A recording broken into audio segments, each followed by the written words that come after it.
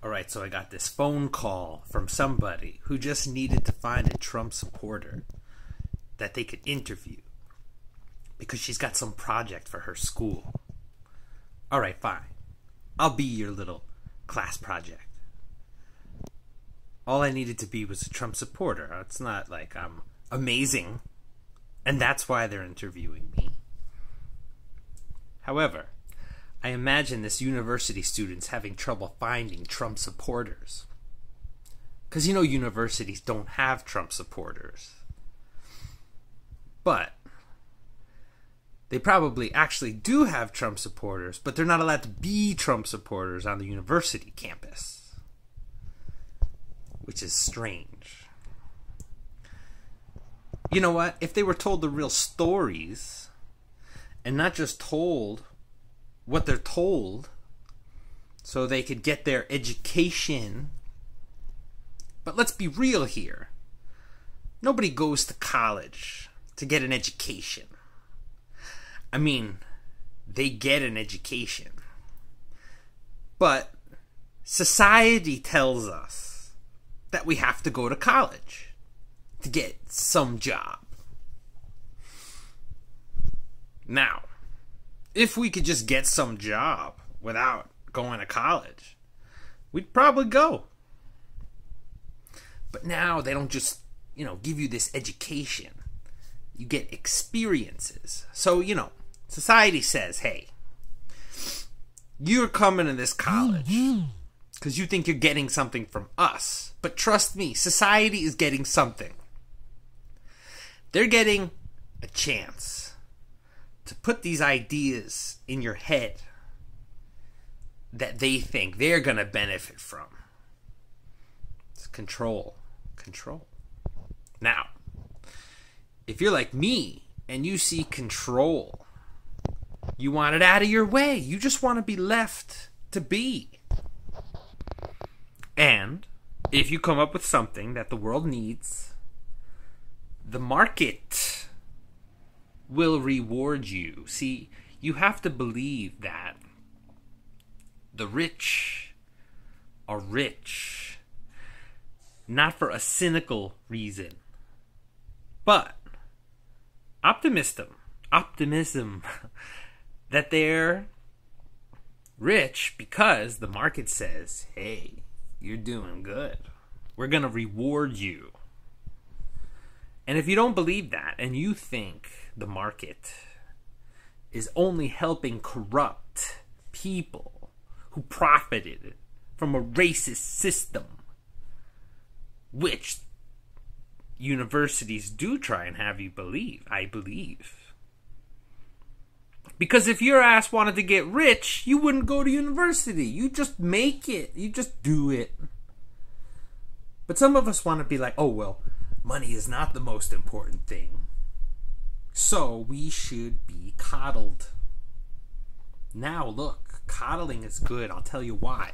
Because coddling can help free people from the financial constraints that stop them from taking risks to be entrepreneurs. And a startup incubator coddles your seed.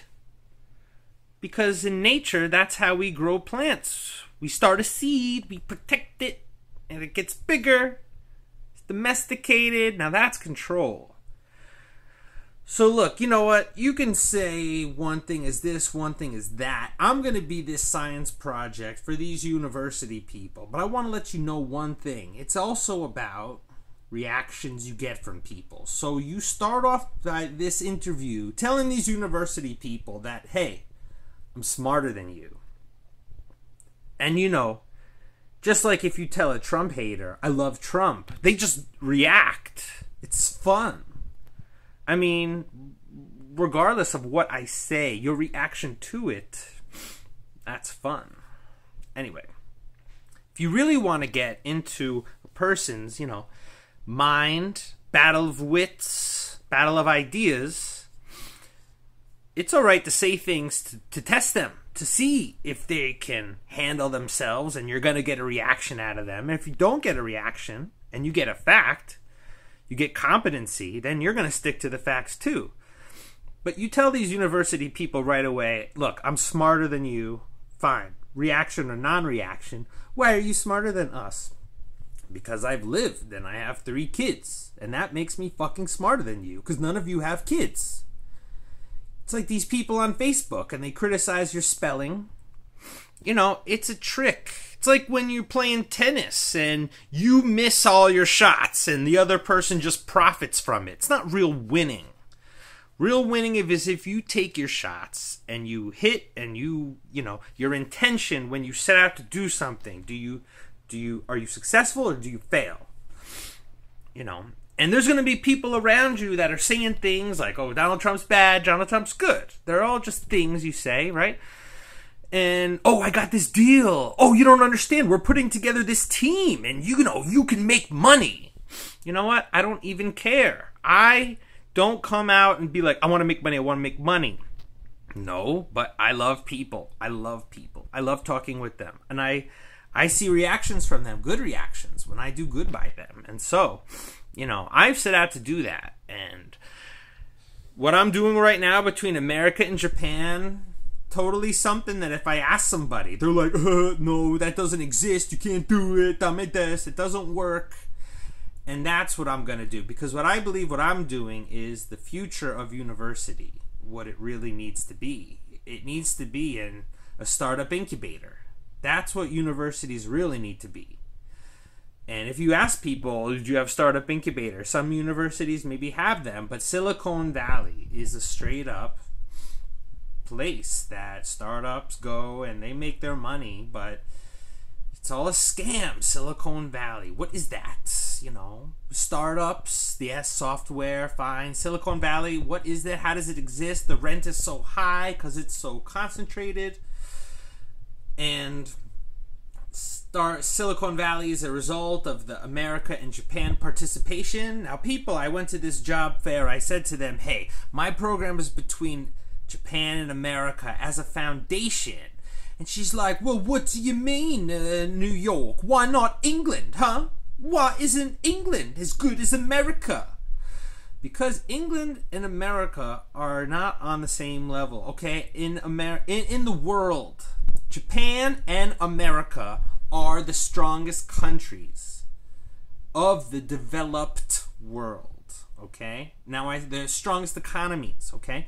If you meet a Japanese person and you're in America and you say to them, oh, you want to stay in our country forever? And they're like, no, I want to go back to Japan.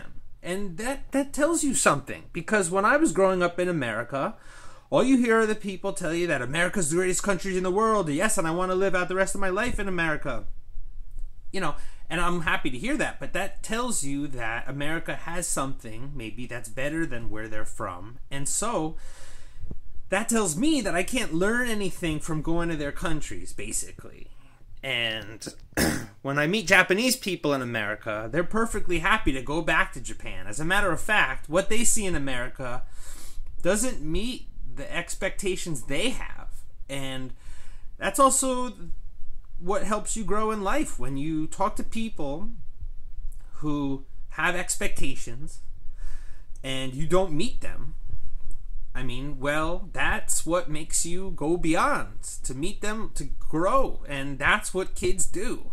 What you think you bring to the table, kids don't even care. And they want more. And they want it better. And everything you do with a kid is an investment, because whatever you put into them is what they are. And they will eventually do. So if you're around people and they've never had people putting those things into them until they get to college and college puts stuff into you, you know, then, you know, you want to have, not just meet those people that have more than just what the college has to offer them and create them. You know, they have life experience, they've met people, you know, but whatever the past is the past. I'm all about the future. We have the ability right now, and through what I think I'm starting, the next level of universities, which are startup incubators. That's what we need. I mean, when you come back to the Constitution and foundations of America, and then you talk to progressives that want to make America better, but you know those progressives that want to make it better, they're not using what we already have in place. And yeah, they want socialism and things where they don't have to win. But, you know, when you look at winning as just a fact of what intentions you have, do you have benevolent intentions to people and do you wish to make them happy? Then I think you can find success in those intentions rather simple. If your intention is, oh, I'm going to go and be rich, that is not specific. And,